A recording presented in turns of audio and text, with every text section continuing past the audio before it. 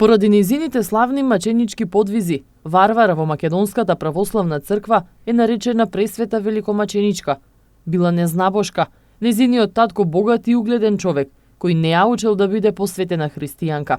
Кога тргнал на пат, ја затворил во кула со 2 прозорци, но Господ, гледајќи го нејзиното чисто срце, проповедал и ја направил голема верничка. Богопознанието некогаш не треба луѓе да го пренесат, туку тоа доаѓат дарум од Бога. Господ кој што ги гледа срцата на луѓето, често пати дарум им се открива себе си, понекогаш без тие да вложат посебен труд. Гледајќи го срцето на светата великомаченица Варвара, незината действеност, незината чистота, тој самиот во умот и го даде познанието, односно таа од високата кула, гледајќи го небото над неа и земјата под неа, почна да размислува и одеднаш во срцето незино се јави познание на единствениот, вистински и жив Бог. Така ги свати идолите како погрешна вера.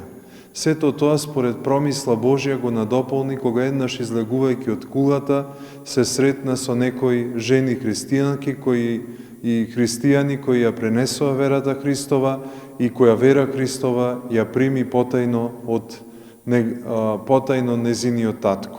Света великомаченичка Варвара била подложена на тешки маки. Била убиена во 330 година. Од нејзиното упокојување се јавувала на многу луѓе и правела бројни чудеса. Некогаш јавувајќи се сама, некогаш со Пресвета Богородица. Култот за Света Варвара е многу раширен во нашиот регион. Затоа зборува и фактот што многу семејства овој ден го имаат за домашен празник и го празнуваат со домашни служби.